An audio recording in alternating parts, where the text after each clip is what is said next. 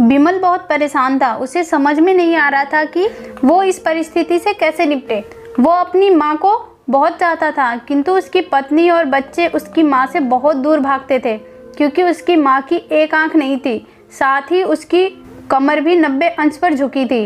वैसे वो अपना काम सब खुद कर लेती है, किंतु फिर भी वो उसकी पत्नी और बच्चों के लिए हमेशा खटकती है। दादी, आप ऊपर चले जाओ ना, मेरे दोस्त आ रहे हैं, बिमल के बेटे अखिल ने बड़ी बेरुखी से कहा। पर बेटा, मैं तो यहाँ बहुत दूर बैठी हूँ, बिमल की माँ ने प्यार से कहा।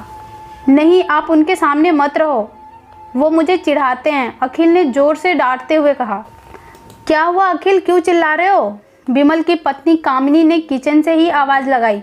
देखो ना माँ, ये दादी यहीं ड्राइंग रूम में बैठी हैं, मेरे दोस्त आ रहे हैं, अखिल ने शिकायत भरे लहजे से कहा।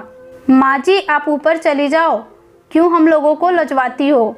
कामिनी ने बेटे का पक्ष लेते हुए कहा। बेचारी सरस्वती चुपचाप उठकर जीने के सहारे ऊपर जाने लगी। कमर झुकी हुई होने के कारण उन्हें ऊपर चढ़ने में बहुत परेशानी हो रही थी, किंतु वो पूरी ताकत से ऊपर के एक अकेले कोने वाले कमरे में जाकर बैठ गई। बिमल बाजू के कमरे से सब सुन रहा था। उसे कष्ट हो रहा था कि उसकी माँ को अपमानित होना पड़ रहा है, किंतु वो असहाय था। अगर वो कुछ कहता है तो पत्नी और बच्चे उसका विरोध करने लगते हैं। दूसरे उनके तर्क भी सही लगते हैं। चूँकि वो एक प्रशासनिक अधिकारी था, उसका सामाजिक स्तर बहुत ऊंचा था, उसकी ससुराल भी एक उच्च घराने में थी, अतः वह चुपचाप इस तरह हर दिन अपनी माँ को अपमानित होता देखता रहता था। रात को बिमल की पत्नी ने कहा, देखो जी, अब कुछ करो। कल कलेक्टर साहब की पत्नी आई थी, माँ जी ने अपनी देसी धुनधारा में उनसे मिली, मुझे बहुत शर्म आ रही थी, बताते हुए कि ये मेरी सास है। मैंने कह दिया कि दूर की रिश्तेदार हैं, इलाज कराने आई हैं। बिमल को रोना आ गया, किंतु फिर भी वह चुपचाप रहा। समझ में नहीं आ रहा था कि वो क्या करे।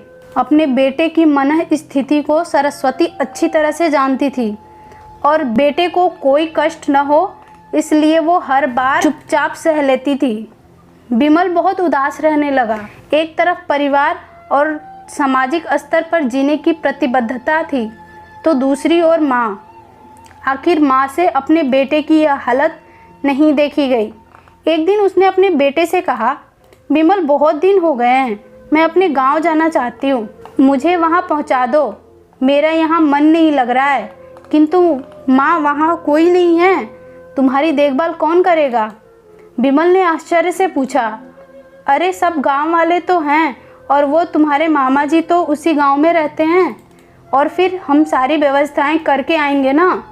कामिनी को तो जैसे मन की मुराद ही मिल गई हो।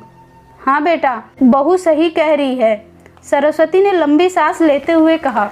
विमल जानता था कि गांव में माँ की देखभाल करने वाला कोई नहीं है, लेकिन अपनी पत्नी की जिद के कारण वह अपनी माँ को गांव छोड़ने पर विवश हो गया। माँ को गांव छोड़कर आते वक्त उसे रोना आ रहा था तथा अपनी बेबसी पर गुस्सा भी आ रहा था, किंतु परिवार, पत्नी और समाज ने उसके इन मनोभावों को दबा दिया और वो सुकून सा महसूस करने लगा।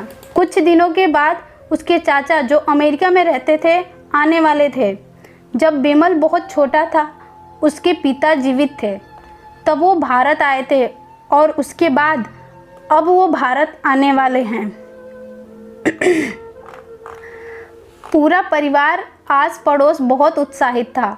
अमेरिका से बिमल के डॉक्टर चाचा आ रहे थे। डॉक्टर रमेश ने जैसे ही घर में कदम रखा, सबने मिलकर बहुत उत्साह से उनका स्वागत किया। क्यों बिमल, भाभी नहीं दिख रही हैं, कहाँ हैं? डॉक्टर रमेश ने उत्सुकता पूर्वक पूछा। जी, वो गांव में रहती हैं, यहाँ उनका मन नहीं लगा, कामिनी ने सपाट लहजे में उत्तर दिया। डॉक्टर रमेश ने बिमल की ओर देखा तो बिमल ने अपनी आंखें झुका ली। डॉक्टर रमेश सब समझ गए। बोले, कल हम भाभी से मिलने गांव चलेंगे सब लोग। दूसरे दिन सभी लोग गांव के घर में पहुंचे। देखा कि सरस्वती को बहुत तेज बुखार है और वो पलंग पर असहाय पड़ी है। डॉक्टर रमेश दौड़कर सरस्वती के पास गए। पैर छूकर रोने लगे। सरस्वती की ये हालत उनकी कल्पना से परे थी। वाह बेटा विमल, तूने तो नाम उजागर कर दिया। अपनी माँ की तो ये हालत देखकर तुझे तो शर्म भी नहीं आ रही होगी। डॉक्टर रमेश ने विमल को लगभग डांटते हुए कहा। नहीं देवर जी, विमल का कोई दोष नहीं है, मैं खुद गांव आई थी। सरस्वती ने अपने बेटे के बचाव किया। मुझे सब पता चल गया भाभी, आप चुप रहो। क्यों बहू, तुम्हें अपनी सास की कुरूपता पसंद नहीं है? समाज में बहुत नीचा देखना पड़ता है ना? डॉक्टर रमेश ने कामिनी की ओर व्यंग से देखा। कामिनी निरुत्तर होकर विमल को देखने लगी। आज तुम जिस सामाजिक स्तर पर हो वो इन्हीं के संघर्षों की देन है।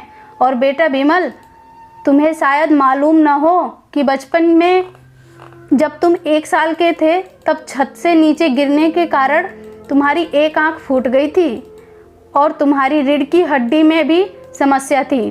तब तुम्हारी इस कुरूप माँ ने अपनी एक आंख और अपना बोन मेरो तुम्हें देकर इतना सुंदर स्वरूप दिया था। कामिनी बेटा, इतने सालों तक संघर्ष करके बेटे को प्रशासनिक अधिकारी बनाने वाली संघर्षशील औरत की तुम लोगों ने यह दशा कर दी। तुम्हें ईश्वर कभी माफ़ नहीं करेगा। डॉक्टर रमेश की आंखों से अश्रु जलधारा बह रही थी। अब भाभी, आप मेरे साथ अमेरिका जाएंगी, यहाँ इन स्वार्थी लोगों के बीच में नहीं रहेंगी। डॉक्टर रमेश ने सरस्वती से कहा। विमल को तो काटो तो खून नहीं था। डॉक्टर रमेश को उसके चाचा थे। उन्होंने जो राज बताया था उसके बाद तो विमल को यही लग रहा था कि उससे ज़्यादा पापी इंसान इस दुनिया में कोई नहीं। वह दौड़ता गया और माँ सरस्वती के कदमों में लिपट गया। माँ, मेरा अपराध अक्षम्य है। मैं जानबूझकर चुप्पी साधे रहा, आपका अपमान करवाता रहा। अब सिर्फ आप ही उस घर में मेरे साथ रहेंगी और कोई नहीं। विमल ने अग्नेय दृष्टि से अपनी पत्नी और बच्चों को देखा। कामिनी को भी बहुत पश्चाताप हो रहा था, किंतु उसकी हिम्मत नहीं हो रही थी कि वो सरस्वती से आंख मिलाए। सरस्वती ने कामिनी की मन स्थिति को समझकर उसको पुचकारते हुए अपने पास बुलाया और विमल को डांटते हुए कहा, खबरदार, जो मेरी बहू को मुझसे अलग करने की कोशिश की तो तुझे ही घर से बाहर निकाल दूंगी। कामिनी और बच्चों ने सरस्वती के पैर पड़ते हुए अपने व्यवहार पर माफ़ी मांगी और माँ के हृदय ने सबको माफ़ कर दिया। धन्यवाद।